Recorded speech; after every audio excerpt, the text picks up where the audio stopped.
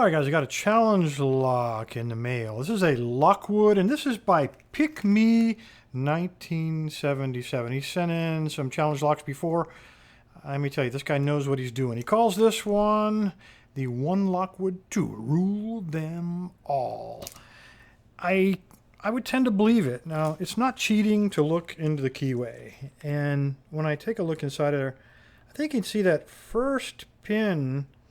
I think Pick Me 1977 bought a micro lathe because those are some very, very sharp edges on that first key pin. When I look at the top of it, again, this is kind of cheating. Doesn't look like it's been removed, so the Bible probably has not been threaded. And this is definitely cheating when you look at the back of the lock, but we see exactly the same thing, which tells me that every one of those pins in there probably has those really sharp edges, at least on the key pins. And hey, why stop there, right? Just if you're going to be nasty on all of them. So I think that's why he says this is the one Lockwood to rule them all. So let me go ahead and now that I'm done cheating, let me go ahead and clamp this bad boy up, figure out what pick to use, and I'll show you and tell you why. All right, I checked. This is the 50,000, and we're going to use top of the keyway, and I just checked it earlier. It does fit in there pretty snugly, so it gives me good control either clockwise or counterclockwise. So depending on how much I need to control it, I can do it. I've also decided to start out with a 15,000. This is from the Praxis kit. It does drag a little bit in this keyway. Let me show you what we're talking about. It does drag on that middle piece of warding, but I think it'll work. I'm going to at least give it a shot. I can always go to something thinner, but when I move to a thinner pick, it's more delicate. Chance of breaking it. They're expensive from rare earth lock picks, and they don't give quite as good feedback as a thicker pick. So I'm going to start with this guy. All right, top of the keyway. I'm going to go ahead and do it counterclockwise. No reason other than it keeps most of my hand out of your way. And see what we got here. All right, that was the last pin. I just touched him. Felt like he turned a little bit. Okay, that was the next to last one. Again, another little turn. I have pretty good tension on it. There's no reason. They got to be T-pins or something like that. Okay, that was pin 3. I got a little turn. I got no clicking on this thing.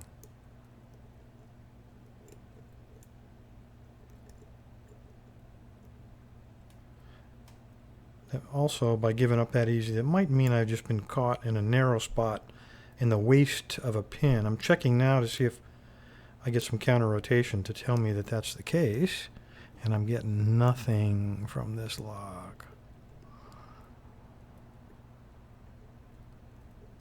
Oh, okay, that was pin 2. That was totally unexpected. Probably means I've overset him. I'm going to start checking in the back again. I was really putting pressure, and he just gave all of a sudden.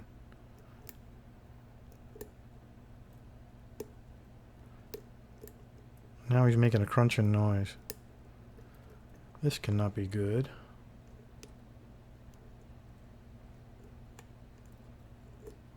Okay, that was the last pin again. You saw a little turn on the core there.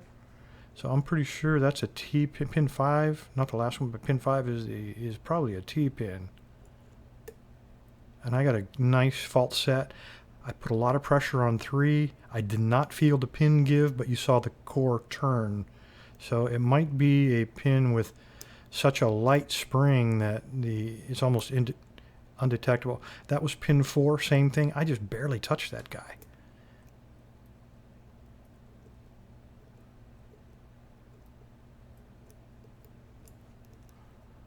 This is what I call a fault set.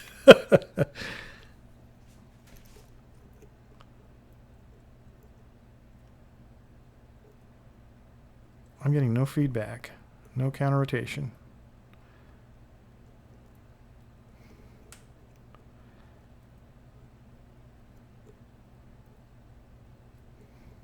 Okay, pin 3 is very low cut. So what I'm thinking here is that this pick doesn't have enough rise to get at the pins directly behind number 3. So the only other one I have that's deeper is actually one of these guys. This is the 13,000. It is a very deep rise. It's called, I think he calls this the extended gem, but I can put him in the bottom of the keyway. And I am getting some counter rotation off of something here. Let me check, find out exactly what we got. I want to make sure that the shaft isn't what's giving me the counter rotation. That the true counter rotating pin is the one that's on the pick. Feels like 4, and I got a very slight click from him, but no deeper fault set on this guy. And there we go, guys. That didn't, you know, we looked at those pins. I was truly expecting a lot of crunching. I halfway suspected that because he knew we were going to look at this and he knew we were going to conclude there were no threads, I thought he was going to thread the core. But I got to tell you, I didn't detect that. My tension on that was so light. Quit yakking and start opening, Bill. My tension was so light on that it was just, some of those pins just popped before we realized what was going on. And I'm grateful for it. All right, here we go. I can't be right on this, so I'm just going to cut it my way. It's really thick tape on here. That's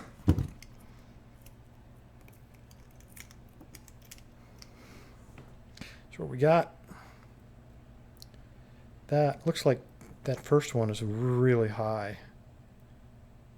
Huh. All right, let's open it up, take a look, guys. See, get my new tool out from Nipex. Let's see if I can spread this thing. Oh, the set, Bill. They look the same hanging up there. That's probably not the right one, Bill. All right, let's go old school again. Gosh, that's twice I failed with my new toy. Come on.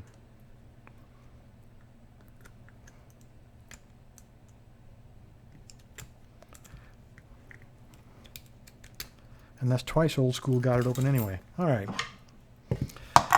I actually bought a set of 4 of these Nipex, and that's what you guys recommended. And the other ones are so huge, the tips look like they would never be useful for lock picking. And on this one, I was sticking those tiny little needle tips in there on the other one actually, and it looked like it was starting, yeah, it did. It actually bent on me. So I got to bend that back and I'm going to grab the other ones and make sure I keep all 4 pairs of snap ring pliers on the bench. Get some more tools around here. That's what we need. Okay, now, because of the way this thing was acting, I am going to put a shim on it because I think there are T-pins and I want to bridge that gap. I don't want any of those T-pins falling in there because I'm known to screw up these guttings.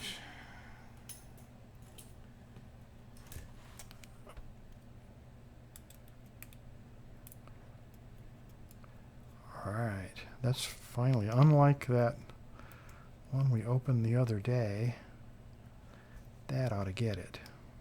Alright, I'm going to let them ride all the way through. Alright, number 2 has some grinding. I don't know what that's about. And number 5 is cut into kind of a T-pin, if you take a look there. Alright, let's pop them out. You know, and I said I didn't feel any threading, and it looks like every single one of these has threads in it. My goodness.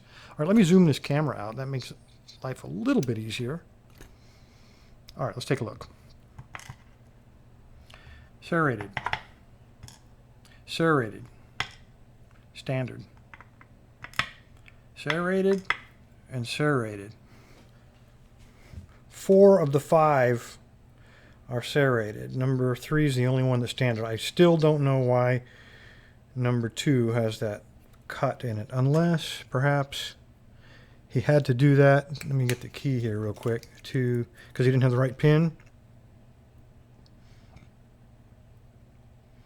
That doesn't explain it. I don't know, guys.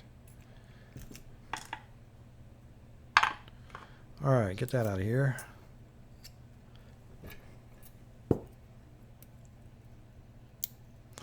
Very nice, very sharp. That, aye.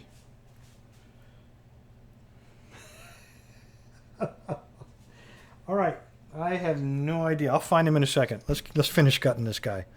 Maybe I can continue to screw this up. All right, looks like a homemade spool in 2. Number 3 is standard. So we have 2 standard key pin and a standard driver. We got some different springs in here. Number 3 is really sticking up above the shear line. And number 2 is that steel one. All right, let's go the other way. Pull up number 5.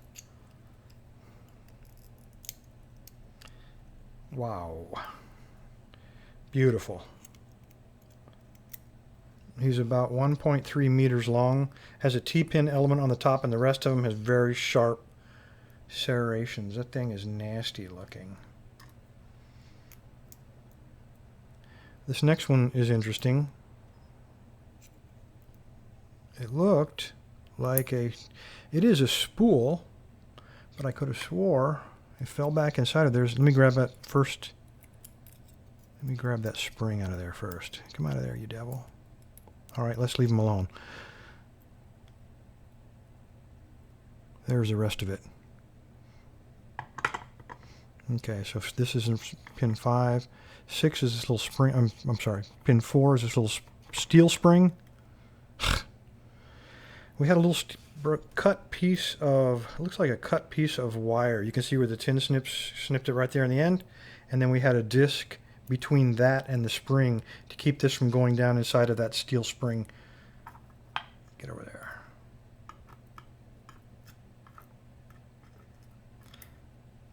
And then we had this guy. All right, so that little piece of, looks like steel wire, the camera will cooperate with me, goes right down the center of that spool. If I wasn't trying to do this through the camera lens, there we go. That's how he was working. And that disc was keeping him pushed down. The spring was pushing everything.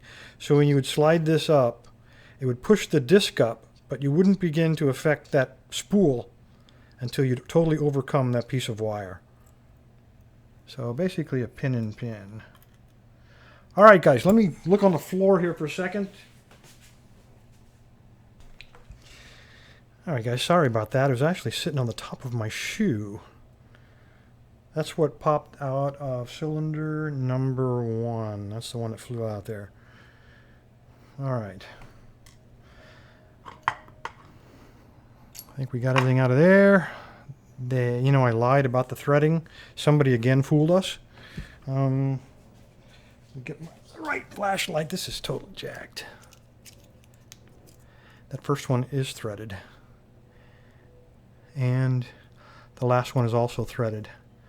And this does not look, talk about being non-CSI on my part. That looks totally untouched. Anyway, guys, I told you, pick me 1977. Not only is he a good lockpick or challenge lock maker, he's devious as well. Anyway, pick me 1977. Sorry for dropping that pin on the floor. I did the best I could, guys. Appreciate your time. Stay safe. Stay legal. Stay away from my guttings. Jesus.